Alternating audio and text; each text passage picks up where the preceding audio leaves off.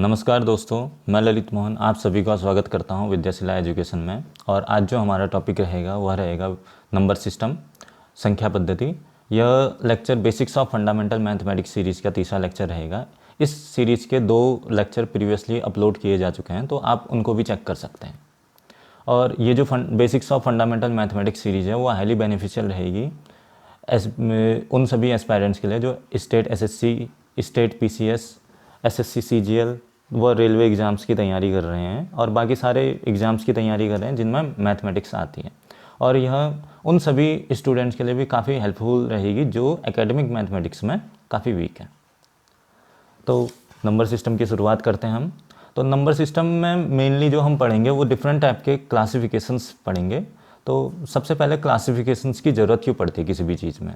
तो क्लासिफिकेशन से यह हो जाता है कि एक ही टाइप की प्रॉपर्टीज़ वाले जितने भी हम एलिमेंट्स होंगे वो सारे एक अम्ब्रेला के अंदर आ जाएंगे। तो उससे क्या होगा कि एक ही एलिमेंट को अगर हम स्टडी करें तो उससे क्या होगा, सारे के सारे एलिमेंट्स की प्रॉपर्टीज़ सेम रहती हैं। तो इसी वजह से क्लासिफिकेशन किसी भी चीज़ का बहुत ज़रूरी है कि उसके लिए जो स्टडी होती है तो वो काफ़ी ईजी हो जाएगी क्लासिफिकेशन करने के बाद। लेकिन क्या है, हमारे जो कॉम्पिटिटिव मैथ्स है उसमें नंबर सिस्टम से काफ़ी फैक्चुअल क्वेश्चंस काफ़ी आ जाते हैं छोटे छोटे। तो वो सारे के सारे क्वेश्चन कवर करते हुए हम इस लेक्चर में आगे को चलेंगे। तो सबसे पहले हम पढ़ लेते हैं नंबर लाइन, संख्या रेखा के बारे में जानते हैं। तो नंबर लाइन एक सिंपल सी लाइन होती है जिसमें सारे के सारे जितने भी नंबर्स होते हैं उनको हम प्लॉट कर सकते हैं। ये जो नंबर लाइन होती है वो -इन्फिनिटी से +इन्फिनिटी की ओर जाती है और इसमें इसके सेंटर पे 0 रहेगा। 0 के राइट साइड जितने भी वैल्यू होंगी वो पॉजिटिव रहेंगी और लेफ्ट साइड जितनी भी वैल्यू होंगी वो सारी की सारी नेगेटिव रहेंगी। और इस नंबर लाइन की खासियत यह होती है कि जैसे हम लेफ़्ट टू राइट जाएंगे तो जो वैल्यू है वैल्यू हमेशा इंक्रीज होगी। इसे दूसरे शब्दों में यह भी कह सकते हैं कि जो राइट साइड की वैल्यू होगी वो हमेशा ग्रेटर होगी लेफ्ट साइड की वैल्यू से। जैसे हम अगर 4 और 2 में कंपैरिजन करते हैं तो 4 will always be greater than 2, क्योंकि 4 क्या है, इसके राइट में है। इसी तरीके से अगर हम नेगेटिव नंबर्स में कंपेयर करते हैं, जैसे -2 है, -2 किसके राइट में है, ये -4 के राइट में है, तो -2 will be always greater than -4। तो ये कह सकते हैं हम। और नेगेटिव नंबर्स में यह होता है कि जितना छोटा नंबर दिखता है वो उतना बड़ा होता है। जैसे -4 will be always greater than -5। जो ऋण 4 है, ऋण 5 से हमेशा बड़ा होगा। और इसी प्रकार से हम आगे देख सकते हैं। और जीरो का कोई साइन नहीं होता है, 0 एक न्यूट्रल नंबर है। तो 0 के बारे में काफ़ी स्टडी करेंगे इस पूरे लेक्चर में हम। अब देखिए पॉइंट हैं, थोड़े पॉइंट हैं। जैसे सक्सेसर किसे कहते हैं, कोई भी संख्या जो गिवन नंबर के बाद, गिवन संख्या के बाद आगे आएगी, उसके नेक्स्ट आएगी जो, उसको बोलेंगे हम सक्सेसर बोलेंगे। जैसे सक्सेसर ऑफ 225 का सक्सेसर क्या होगा, उसमें अगर 1 ऐड कर देंगे हम तो उसका सक्सेसर हमको मिल जाएगा 226, ये उसका सक्सेसर होगा। और प्रीडिसेसर क्या होता है, जो उससे एक पहले आ जाएगी। तो उसको हम फाइंड आउट करने के लिए, उसको निकालने के लिए हम क्या कर सकते हैं, उसमें से 1 माइनस कर देंगे। जैसे 225 का प्रीडिसेसर क्या होगा, 225 - 1, तो 224 उसका प्रीडिसेसर होगा। बस सिंपल सी चीज़ें हैं, कभी कभार आ जाता है ये, तो हमको पता होना चाहिए इनके बारे में। अब देखिए एक कॉन्सेप्ट देख लेते हैं। जैसे नंबर लाइन पे हमने डिस्कस किया था इन्फिनिटी होता क्या है, कॉन्सेप्ट ऑफ इन्फिनिटी वो देख लेते हैं। अब पहले तो आया कैसे ये, सबसे पहले हम चेक करेंगे कि क्या है ये सिर्फ एक आइडिया है, इसका कोई प्रूफ नहीं है। तो इसको हम वैसे ले लेते हैं, एक आइडिया के तौर पे इसको स्टडी करते हैं। जैसे सबसे पहले हमने देखा 1/1, इसकी वैल्यू कितनी आएगी, 1 आएगी। 1/1 की वैल्यू 1 आ जाएगी। अब देखिए जैसे 1/0.1 है, 1/0.1 है, तो हम इसको अगर फ्रैक्शन में चेंज करते हैं, फ्रैक्शन में चेंज करने के लिए क्या होता है, जितने भी पॉइंट लगे होते हैं, पॉइंट के बाद जितने भी नंबर होते हैं, तो उतने 0 लगा के हम उससे मल्टीप्लाई कर देते हैं पॉइंट को हटाने के लिए। तो हमने पॉइंट के बाद एक नंबर है तो हम 10 से ऊपर नीचे मल्टीप्लाई करेंगे। अब ऊपर नीचे मल्टीप्लाई करने से ये होता है कि 10 से 10 कैंसिल हो जाएगा, तो इसकी जो ओवरऑल वैल्यू है, जो हमारे गिवन फ्रैक्शन की ओवरऑल वैल्यू है, उसमें कोई चेंज नहीं आएगा। तो हमने किया, मल्टीप्लाई किया, तो नीचे क्या हो जाएगा, ये 1 हो जाएगा और ऊपर 10 हो जाएगा। अब देखिए जब डेसिमल पढ़ेंगे हम तो इसके बारे में डिटेल में स्टडी करेंगे कि कैसे करके होता है ये, तो उसमें ये सारा का सारा कवर हो जाएगा। तो इसमें क्या हुआ, ये वैल्यू कितनी आ गई, 10 आ गई हमारी। और सेम चीज़ क्या होता है, सेम चीज़ इसमें भी रहता है। अगर वन अपॉन 0.01 है, तो हम किससे 100 से ऊपर नीचे मल्टीप्लाई करेंगे। 100 से ऊपर नीचे मल्टीप्लाई करने में क्या हुआ, नीचे 1 हो गया, ऊपर 100 हो गया। तो ऐसे करके जो ओवरऑल वैल्यू आ गई उसकी कितनी आ गई, 100 आ गई। और किसी के भी डिनोमिनेटर में अगर हर में किसी के भी 1 है तो उसकी वैल्यू में कोई चेंज नहीं आता है। तो जैसे 100/1 लिखें या फिर 100 लिखें तो वो सेम है, इक्वल है वैल्यू। अब देखिए जैसे 1/001 है तो 1000 से ऊपर नीचे मल्टीप्लाई करेंगे तो कितना आ गया, इसका आंसर आ गया 1000 आ गया। अब देखिए जैसे हम पैटर्न को स्टडी करते हैं तो ये 1 था पहले, 1 से 0.1 हुआ, इससे वैल्यू थोड़ी कम कर दी हमने, और ये 0.1 से और कम हो गया, 0.1 हो गया। तो उससे और कम क्या हो गया हमारा, उससे और कम ये हो गया 0.001, उससे और छोटा होता गया। तो जैसे जैसे डिनोमिनेटर उसका हर छोटा होते जा रहा है तो जो वैल्यू है ओवरऑल वैल्यू उसकी इंक्रीज होती जा रही है। तो उसको हम फर्दर आगे अगर वो करते रहें, हम देखते रहेंगे तो एक चीज़ आती है हमारी, अगर ये 0 हो जाए तो क्या होता है।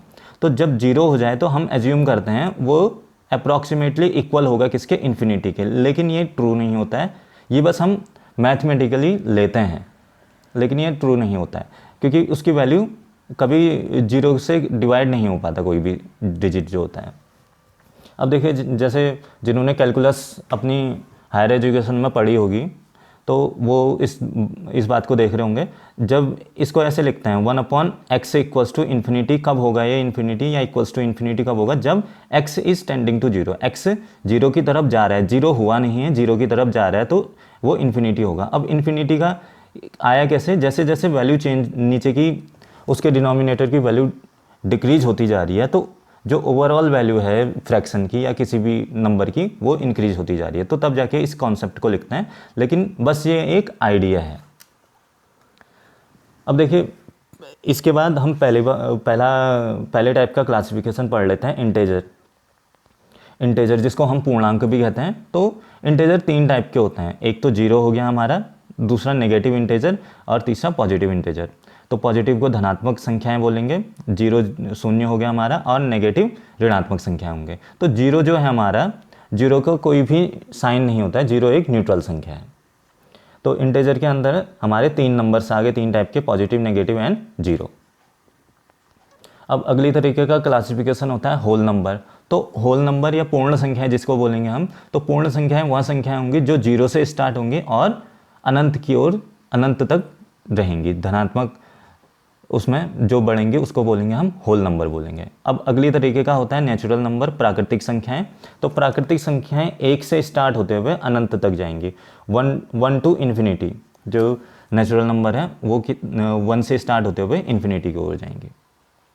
अब देखिए ये तीनों का मिक्सचर है, इसका आप स्क्रीनशॉट ले सकते हैं और इनका रिप्रेजेंटेशन देख लेते हैं एक बार। तो इंटेजर को हम Z या I से रिप्रेजेंट करते हैं, होल नंबर को W से रिप्रेजेंट करेंगे हम, और नेचुरल नंबर को N से रिप्रेजेंट करेंगे। और इनकी डेफिनेशन आना बहुत ज़रूरी है क्योंकि जब हम आगे स्टडी करेंगे या क्वेश्चन जब भी आते हैं तो क्वेश्चन इनकी फॉर्म में आएंगे कि गिवन होगा जैसे N इज़ नेचुरल नंबर, इस टाइप से जो स्टेटमेंट होगी, और हमको पता होना चाहिए कि नेचुरल नंबर क्या है करके, तो तब जाके ये ज़रूरी हो जाता है हमारे लिए। अब देखिए आगे ये स्टडी करते हैं further. Prime number, composite number. Prime number हो गए अभाज्य संख्याएं, कंपोजिट नंबर हो गए भाज्य संख्याएं। तो सबसे पहले ये स्टेटमेंट देख लेते हैं यहाँ पे को, every number is divisible by 1 और इटसेल्फ। तो कोई भी नंबर है हमारा, जैसे 5 है तो वो 1 से तो डिविजिबल होगा ही होगा और साथ में उससे डिविजिबल होगा, जो नंबर है उससे तो डिविजिबल होगा ही होगा, हर नंबर, कोई भी संख्या हमारी। और फिर उसके बाद ये जो प्राइम नंबर हो जाते हैं हमारे, तो प्राइम नंबर ये होते हैं कि जो सिर्फ 1 और इटसेल्फ ही डिविजिबल हों, 1 से डिविजिबल होंगे और साथ में उसी से डिविजिबल होंगे, किसी और से डिविजिबल नहीं होंगे, तो उनको बोलेंगे प्राइम नंबर, अभाज्य संख्याएं, जो किसी और से डिविजिबल ना हो। जैसे 2 हो गया हमारा, 3 हो गया, 5 हो गया, 7, 11, 13। तो ऐसे करके हम लिख सकते हैं इनको। तो इनको हम, इनके जब हम फैक्टर करेंगे तो फैक्टर में फैक्टर नहीं हो पाएंगे इनके, 1 और वही फैक्टर आएगा। और 2 क्या है हमारा, 2 स्मॉलेस्ट प्राइम नंबर है, 2 इज स्मॉलेस्ट प्राइम नंबर।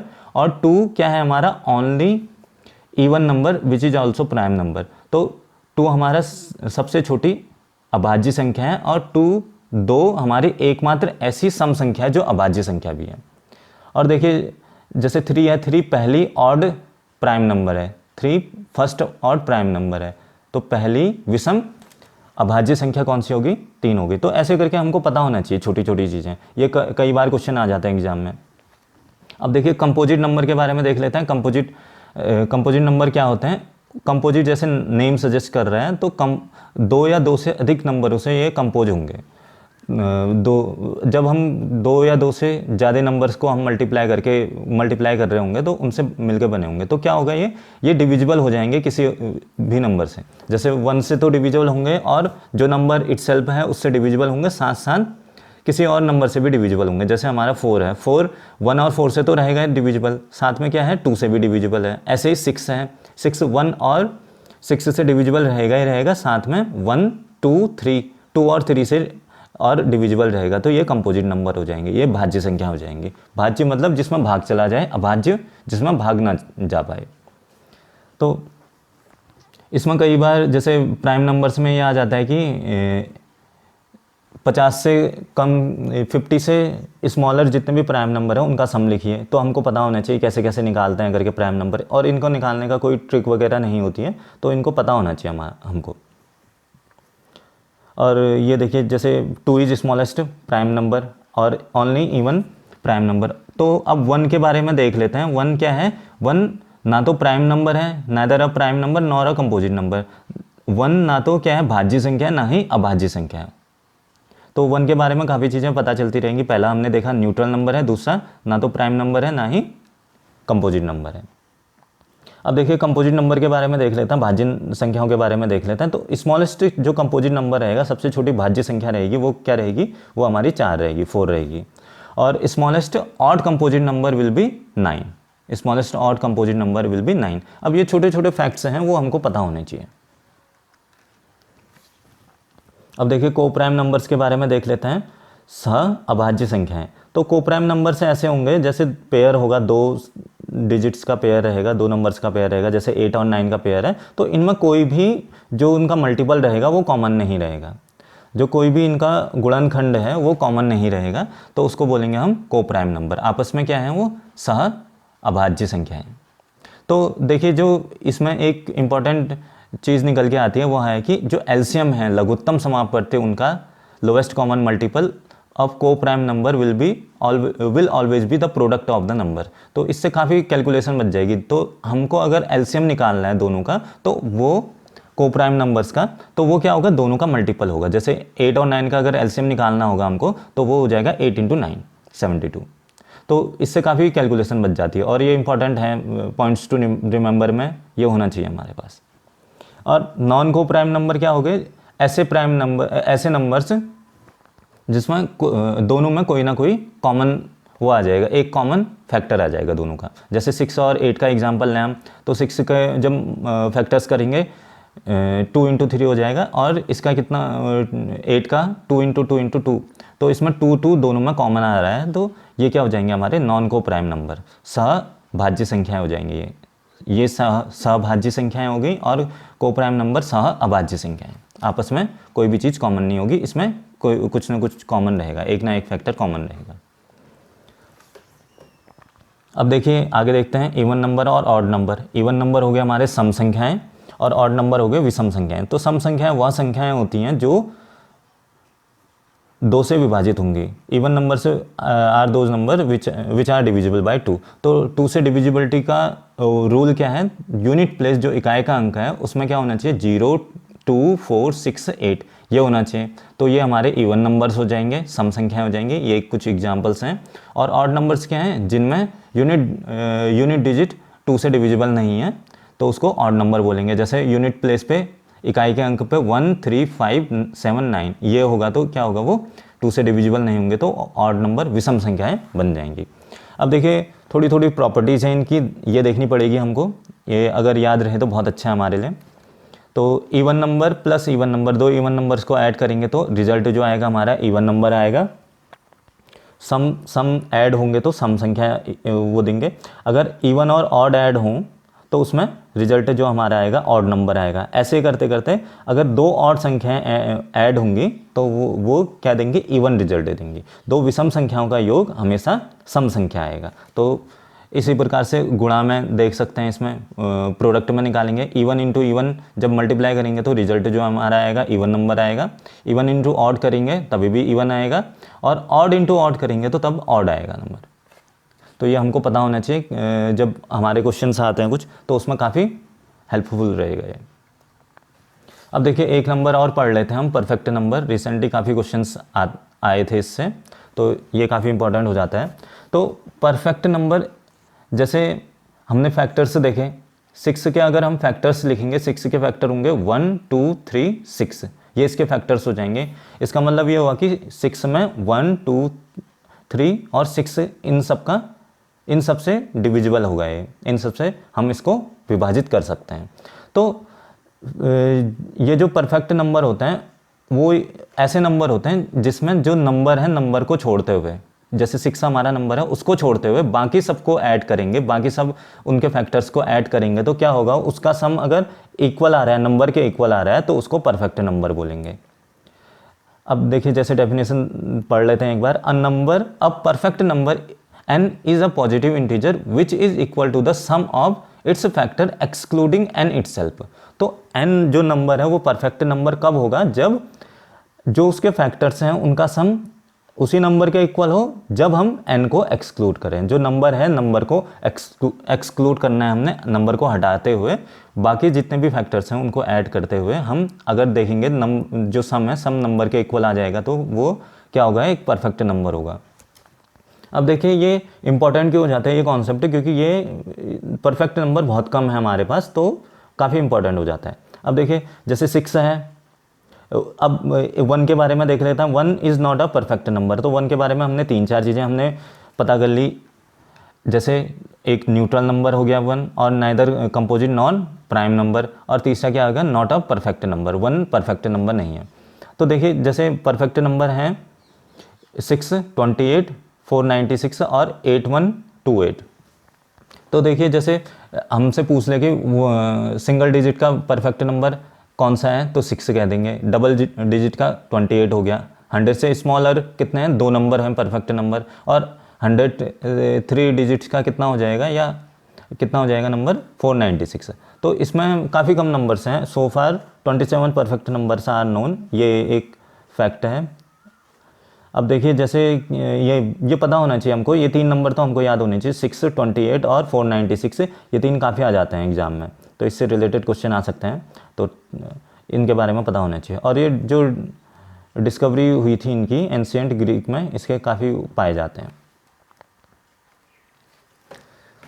अब देखिए स्क्वायर रूट्स क्या होते हैं। जैसे स्क्वायर है हमारा, स्क्वायर होता क्या है, जब किन्हीं 2 नंबर्स को हम मल्टीप्लाई करेंगे तो उसका जो सेम नंबर को मल्टीप्लाई करेंगे तो उसका जो रिजल्ट होगा तो उसको स्क्वायर बोलेंगे। अब जो जिन नंबर्स को मल्टीप्लाई करके आ रखा है वो, तो उनका जो नंबर है सिंगल नंबर, उसको हम उसका स्क्वायर रूट बोलेंगे। अब देखिए जैसे 2 × 2 = 4 है, तो 2 का स्क्वायर 4 हो गया, और इसको दूसरे उसमें ये भी कह सकते हैं कि 4 का स्क्वायर रूट क्या हो गया, 2 है, ये कह सकते हैं इसको। और दूसरा ये है कि 2 जब नेगेटिव नंबर मल्टीप्लाई होंगे तो उसका भी रिजल्ट कितना रहता है, पॉजिटिव ही रहता है। तो क्या हुआ, अगर -2 × -2 होगा तो वो कितना होगा, वो भी 4 होगा। अब देखिए जब ये वाला क्वेश्चन है हमारा √4, उसका तो आंसर 2 ही रहेगा। लेकिन अगर कभी इस टाइप का क्वेश्चन आ जाता है कि x² -4 = 0, तो रूट से निकालिए, या फिर x² = 4 है तो तब रूट से निकालिए, तो इसमें 2 रूट आ जाएंगे हमारे। इस वाले केस में तो क्या है, हमारा 2 ही आंसर है, लेकिन इस वाले केस में हमारे 2 आंसर आ जाएंगे, एक प्लस का 2 और दूसरा माइनस का 2। जैसे हमारा ये -2 2 माइनस के अगर मल्टीप्लाई करेंगे तो उसका भी आंसर 4 होगा, और प्लस पॉजिटिव के 2 मल्टीप्लाई करेंगे तो उसका भी आंसर हमारा 4 होगा।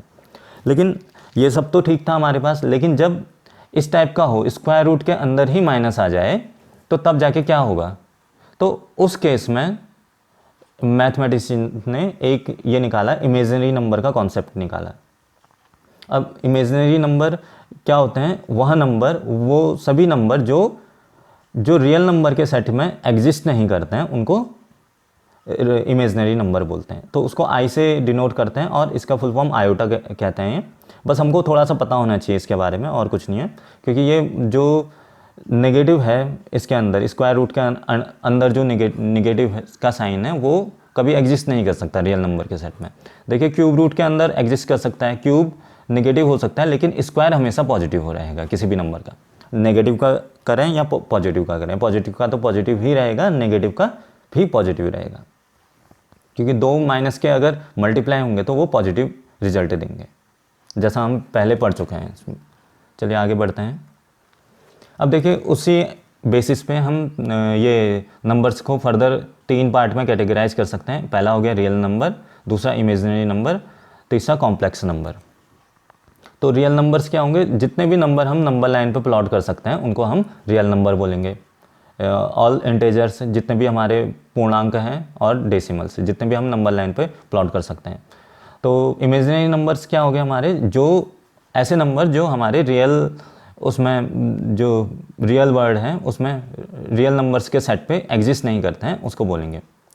जैसे नेगेटिव, स्क्वायर रूट के अंदर नेगेटिव का साइन है तो उसको रियल इमेजिनरी नंबर कहेंगे हम। और उसके एग्जांपल्स जैसे -3i, 4i, तो ये इस टाइप से इसके एग्जांपल हम देख सकते हैं। और कॉम्प्लेक्स नंबर, इसमें ये होगा कि दोनों का मिक्सचर होगा, रियल नंबर का भी और इमेजिनरी नंबर का भी। तो एक पार्ट तो इसका रियल होगा, एक पार्ट इमेजिनरी होगा। जैसे 4 + 7i है तो इसमें 4 जो रहेगा हमारा रियल पार्ट रहेगा और 7 इसका इमेजिनरी पार्ट रहेगा। बस इसके बारे में हमको थोड़ा सा नॉलेज होनी चाहिए, ज़्यादा डीप में क्वेश्चन नहीं आते हैं इससे। अब देखिए ये इंपॉर्टेंट है, rational number and irrational numbers, ये पता होना चाहिए हमको। तो रेशनल नंबर्स जो परिमेय संख्याएं और इरेशनल नंबर्स अपरिमेय संख्याएं। तो रेशनल नंबर्स वो सारे नंबर्स हो जाएंगे जिनको P/Q के रूप में या फिर किसी भी फ्रैक्शन की फॉर्म में हम उसको रिप्रेजेंट कर सकते हैं, तो उसको रेशनल नंबर बोलेंगे। जैसे 5 है, अब 5 जैसे हमारा है तो 5 को हम कैसे P/Q के उसमें रिप्रेजेंट कैसे कर सकते हैं? हम 5/1 लिख के, 1 अगर अपॉन में डिनोमिनेटर में अगर किसी के हर में 1 है तो उसके वैल्यू में कोई चेंज नहीं आएगा। और 6/7 हो गया, 8/13 हो गया, और स्क्वायर रूट 4 हो गया। तो ये हमारा सारा के सारे रेशनल नंबर हैं। और देखिए रेशनल नंबर के अंदर जितने भी परफेक्ट स्क्वायर हैं, परफेक्ट स्क्वायर मीन्स जिनका पूर्ण रूप से स्क्वायर रूट निकाल सकते हैं, हम कंप्लीट स्क्वायर रूट निकाल सकते हैं, उनको हम परफेक्ट स्क्वायर बोलते हैं। तो परफेक्ट स्क्वायर जितने भी हैं उनका स्क्वायर रूट एक रेशनल नंबर होगा, एक परिमेय संख्या होगा। और इरेशनल नंबर जितने भी नंबर हैं जो हम P/Q के फॉर्म में हम रिप्रेजेंट नहीं कर पाते हैं तो उनको हम इरेशनल नंबर बोलेंगे, अपरिमेय संख्याएं बोलेंगे, जिनको हम P/Q के रूप में, मतलब फ्रैक्शन की फॉर्म में, भिन्नात्मक रूप में नहीं लिख पाएंगे, उसको हम इरेशनल नंबर बोलेंगे। जैसे √2 है, √2 की एग्जैक्ट वैल्यू हम कैलकुलेट नहीं कर सकते हैं, ऐसे √3 है और √5 है। और देखिए एक ये है पाई, इसकी वैल्यू भी हम अप्रॉक्सीमेट तो लेते हैं, लेकिन ये भी एक इरेशनल नंबर है और भी बहुत इंपॉर्टेंट है। तो देखिए इसमें स्क्वायर रूट के अंदर जितने भी इम्परफेक्ट स्क्वायर हैं, जो भी अपूर्ण वर्ग रहते हैं, वो सारी संख्याएं इरेशनल नंबर कहलाएंगी। अब देखिए पाई के बारे में थोड़ा सा देख लेते हैं, क्योंकि पाई की वैल्यू हम 22/7 एक तो ये लिखते हैं, दूसरा ये लिखते हैं 3.14, दो लिखते हैं, लेकिन ये हम सिर्फ कैलकुलेशन को ईज करने के लिए, कैलकुलेशन हमारी आसानी से कर सकें इस वजह से लिखते हैं। और लेकिन पाई में यह है कि पाई बहुत ही बड़ी संख्या है, पाई पॉइंट के बाद काफ़ी लंबा उसका एक्सपेंशन काफ़ी ज़्यादा है। देखिए पाई में दुनिया में जितने भी परम्यूटेशन कॉम्बिनेशन जितने भी नंबर के हो सकते हैं, सारे के सारे एग्जिस्ट करते हैं उसमें, पाई में। तो पाई है क्या? वैसे पाई सिंपली जो सर्कल का पैरामीटर है, सर्कल का जो वृत्त का परिमाप है, उसका सर्कल का पैरामीटर का उसके डायमीटर से रेशियो को पाई बोलते हैं। जो वृत्त के परिमाप का अनुपात उसके व्यास से, उसको पाई बोलेंगे हम। पाई की वैल्यू ऐसे कैलकुलेट करते हैं और अप्रॉक्सीमेटली हम 22/7 और 3.14 लेते हैं, लेकिन ये भी इसकी एग्जैक्ट वैल्यू नहीं है, ये बस अपनी कैलकुलेशन ईज के लिए लेते हैं हम। और पाई क्या है? पाई में जितने भी परम्यूटेशन कॉम्बिनेशन नंबर्स के हो सकते हैं, सारे के सारे मौजूद रहते हैं। अब देखिए थोड़े थोड़े कॉन्सेप्ट जान लेते हैं। तो पहला है 0/0। 0/0 इज़ इनडिटर्मिनेंट, इसको हम डिटरमाइन नहीं कर सकते हैं। और देखिए पहले हमने एक चीज़ डिस्कस की थी 1/0 इज़ इक्वल्स टू इन्फिनिटी। तो इन्फिनिटी के इक्वल ना होते हुए हम लेते हैं वैसे, लेकिन होता नहीं है। लेकिन वो क्या है 1/0 या किसी के भी डिनोमिनेटर में हर में अगर 0 है तो वो हमेशा अनडिफाइंड रहेगा। चलिए अब फ्रैक्शंस के बारे में थोड़ा सा पढ़ लेते हैं। फ्रैक्शन में भिन्न जिसको बोलेंगे हम, तो एक न्यूमरेटर होगा और दूसरा डिनोमिनेटर होगा। तो न्यूमरेटर अंश और डिनोमिनेटर हर होगा। तो इसको P/Q के रूप में जैसे हम पहले देख चुके हैं उसमें रिप्रेजेंट कर सकते हैं। तो अलग अलग कैटेगरी में कैटेगराइज है ये। पहला हो गया प्रॉपर फ्रैक्शन, सिंपल सा है, जिसमें जो डिनोमिनेटर है हमारा हर है वो ग्रेटर रहेगा, उसको हम प्रॉपर फ्रैक्शन बोलेंगे। जैसे 3/5 है, 8/9 है। तीसरा हो गया इम्प्रॉपर फ्रैक्शन। प्रॉपर फ्रैक्शन उचित भिन्न हो गई और इम्प्रॉपर फ्रैक्शन ये अनुचित भिन्न हो गई। तो उसमें ये रहेगा कि जो अंश है, जो उसका न्यूमरेटर है वो ग्रेटर होगा उसके डिनोमिनेटर से, अंश उसके हर से बड़ा रहेगा। जैसे 5/3 है और 9/8 है। अब देखिए जैसे 5/3 है, इसको हम मिक्स फ्रैक्शन में कन्वर्ट कर सकते हैं। इसका मतलब ये होगा 5 इज़ डिवाइडेड बाई 3। तो 5 को किससे भाग दे रहे हैं हम, 3 से भाग दे रहे हैं, तो इसमें दे सकते हैं हम भाग, तो इसमें विभाजित कर सकते हैं, तो उसको मिक्स फ्रैक्शन में कन्वर्ट कर सकते हैं। तो उसी से क्या आया, मिक्स फ्रैक्शन आया तीसरा वाला। तो इसी को जो इम्प्रॉपर फ्रैक्शन है उसी को दूसरे फॉर्म में रिप्रेजेंट करना, उसको मिक्स फ्रैक्शन कहते हैं। अब देखिए जैसे 9/7 है, इसका मतलब ये रहेगा कि 9 इज़ डिवाइडेड बाई 7। तो 9 में 7 का भाग दे रहे हैं, तो हमने दिया डिवाइड किया, तो कोशेंट जो हमारा भागफल आया वो 1 आया हमारा, और जो रिमाइंडर है जो शेषफल आया हमारा वो कितना है, 2 है। तो हमने उसको इस फॉर्म में लिख सकते हैं, जो भागफल है, जो कोशेंट है वो आगे आ जाएगा, जो रिमाइंडर है वो ऊपर आ जाएगा, और जो उसका डिनोमिनेटर है वो वैसा ही रहेगा। तो ऐसे करके उसको मिक्स फ्रैक्शन में कन्वर्ट कर सकते हैं। जो भागफल है वो आगे से, शेषफल ऊपर, और जो उसका हर है हर नीचे ही रहेगा।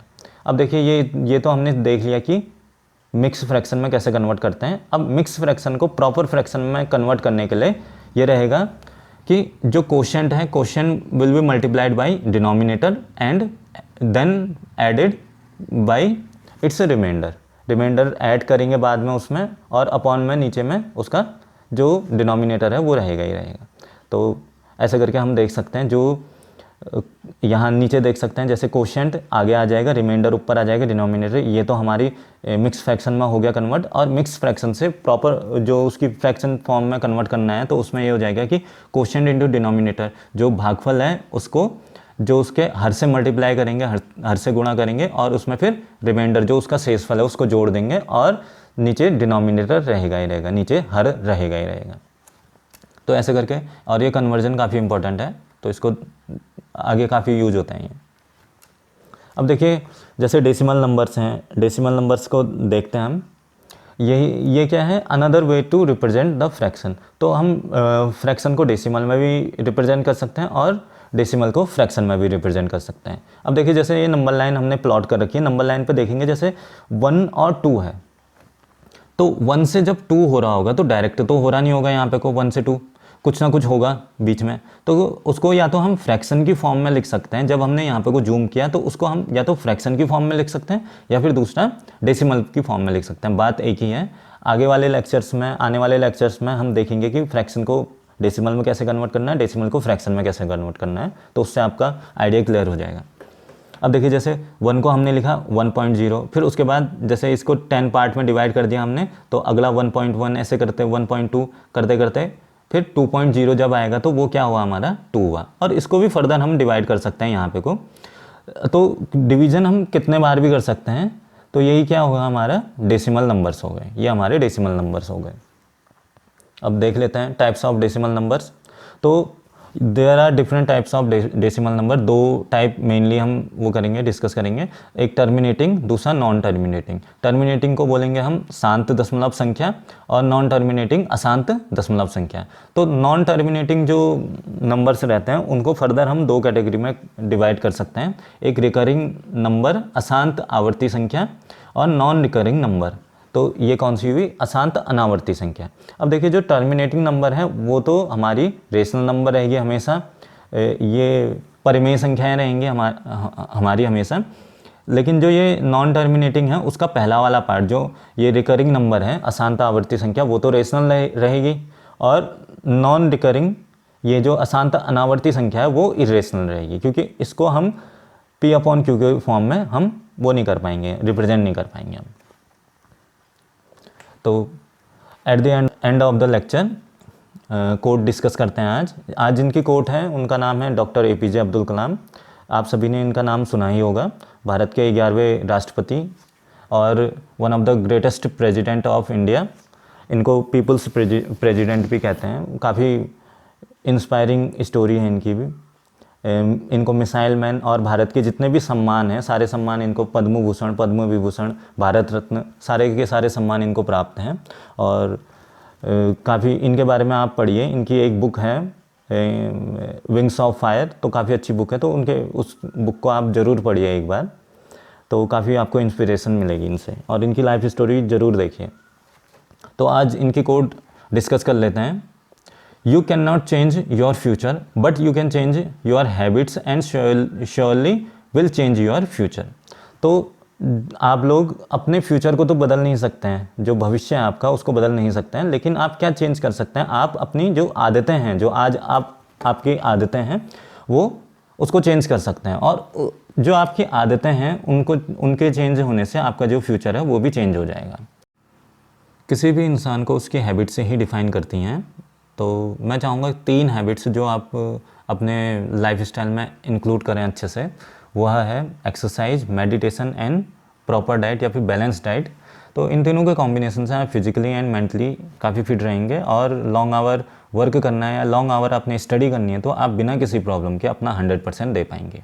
और अगर आप किसी भी चीज़ में अपना 100% देते हैं तो कोई भी गोल या कोई भी टारगेट आप अपना अचीव कर सकते हैं। At the end, I thank you all. Please like, share and subscribe the video.